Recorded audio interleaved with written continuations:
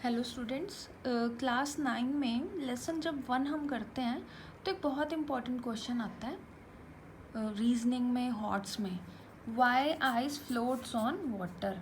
अब आप देखिए, आप समर सीज़न ही है, अगर आप आइस क्यूब को लेकर पानी के ग्लास में डालेंगे तो जो आइस है वो फ्लोट करना शुरू करेगी। अब ये देखिए, आइस और वाटर बने तो एक ही चीज़ से हैं, वाटर से ही बनी है आइस भी, ठीक है। यहाँ पे वाटर लिक्विड फॉर्म में, और वही जो वाटर है उसको फ्रीज़ किया जाए तो आइस बन जाती है। लेकिन दोनों का रिलेशनशिप कुछ ऐसा है कि जब हम इनको आइस को ग्लास के वाटर में डालेंगे ना तो वो देखेंगे कि आप फ्लोट करेगी। मैं आपको रेकमेंड करूँगी कि आप ऐसा करके देखिए। अब हम आंसर की तरफ देख लेते हैं कि ऐसा क्यों होगा। पॉइंट नंबर 1 इज, मैंने आंसर्स को पॉइंट में लिखा हुआ so that you can understand it in a better वे।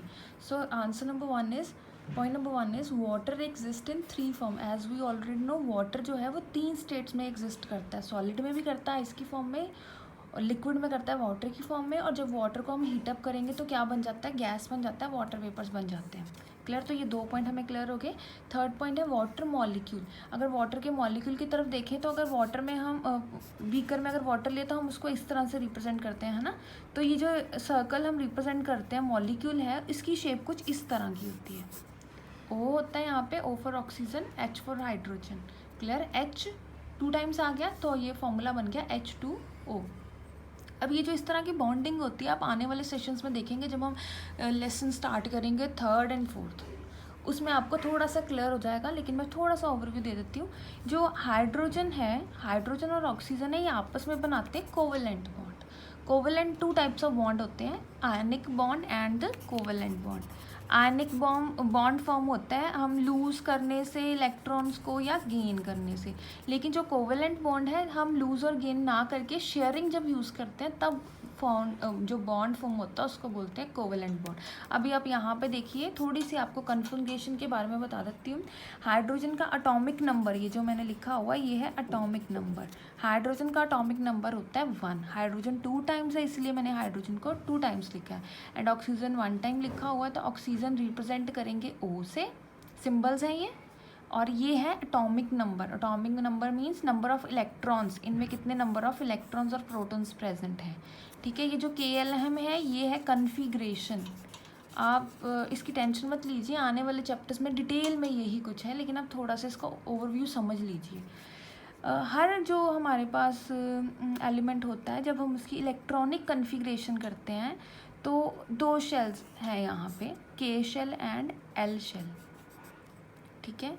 जो K शेल होता है इसमें ज़्यादा से ज़्यादा आ सकते हैं 2 इलेक्ट्रॉन्स, और जो L शेल है, जब इलेक्ट्रॉन्स 2 से ज़्यादा हो जाएंगे तो किस में चले जाएंगे, L शेल में। और L शेल के पास ज़्यादातर 8 इलेक्ट्रॉन्स को होल्ड करने की कैपेसिटी होती है। हाइड्रोजन का केस देखें तो हाइड्रोजन के पास है सिर्फ 1 इलेक्ट्रॉन। क्लियर? तो K शेल में देखिए 1 1 आ गया, ठीक है। 2 बार H2 लिखा हुआ था इसलिए हम हाइड्रोजन को 2 टाइम्स लिया। ऑक्सीजन के पास है, उस ऑक्सीजन का एटॉमिक नंबर है 8, तो 8 में से 2 इलेक्ट्रॉन्स यहाँ पे आ गए और बाकी कितने बच गए, 6 चलेंगे L शेल में।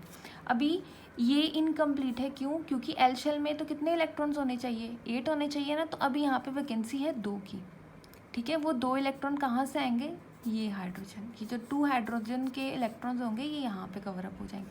तो जो ऑक्सीजन एटम है वो हाइड्रोजन से इलेक्ट्रॉन्स क्या कर लेगा, शेयर कर लेगा, इसलिए इसको कोवेलेंट बॉन्डिंग बोलते हैं, ठीक है। आप फिलहाल के लिए आप इतना समझिए, आगे मैं वीडियोस अपलोड करूँगी जिसमें आपको इसमें डिटेल में मैं बताऊँगी। अब देखिए, ऑक्सीजन का जो एटम का साइज़ है वो लार्ज है, आपको देखने से पता लग रहा है, क्योंकि यहाँ पे कितने नंबर ऑफ इलेक्ट्रॉन्स हैं, इसके पास 8 नंबर ऑफ इलेक्ट्रॉन्स हैं। हाइड्रोजन का साइज़ है स्मॉल। अब इनका अरेंजमेंट देख लेते हैं। अगर मैं वाटर मॉलिक्यूल को गैसेस में देखूँ ना, तो हम गैसेस में कुछ इस तरह से वाटर मॉलिक्यूल बनाते हैं, ठीक है, दूर दूर पार्टिकल्स बनाते हैं। अब देखिए, ये जो ये सिंगल मैंने सर्कल बनाया ना, ये रिप्रेजेंट कर रहा है, ये सिंगल सर्कल ये है।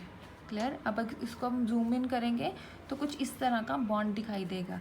पार्टिकल्स दूर दूर हैं, यहाँ पे देखिए इनके बीच में स्पेसेस हैं, ये एक पार्टिकल है, ये दूसरा पार्टिकल है। क्लियर? इनके बीच में जो है स्पेसेस है। थोड़ा सा मैंने पास बना दिया, वैसे मुझे थोड़ा सा दूर बनाना चाहिए था इन्हें, ठीक है। अब लिक्विड्स में देख लेते हैं। लिक्विड में हम इलेक्ट्रॉन्स को इस तरह से बनाते हैं, सॉरी पार्टिकल्स को, ठीक है। अगर वाटर का मॉलिक्यूल होगा तो एक मॉलिक्यूल ये है और एक ये है, ठीक है। थोड़ा सा पास आ गया इसमें। क्लियर?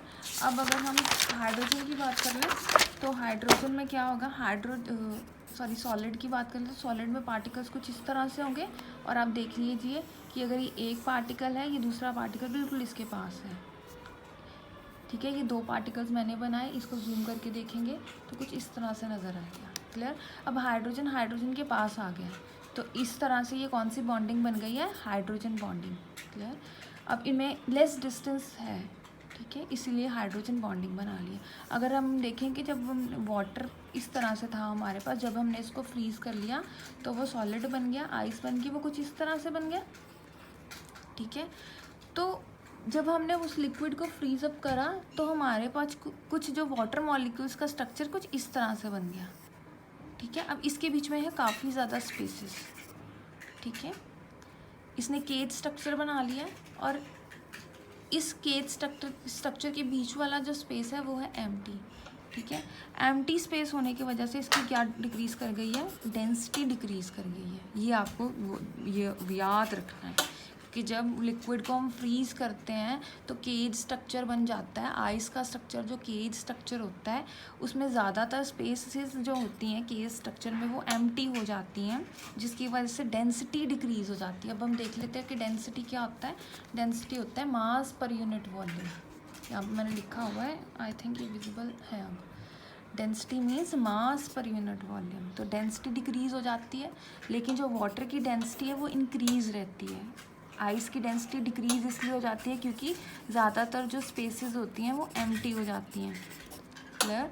इसी वजह से जो आइस है वो फ्लोट करती है वाटर पे। अगर हमने इसको टू पॉइंट्स में लिखना हो तो हम लिखेंगे ice floats on water because it forms cage structure, ठीक है। Due to this large empty space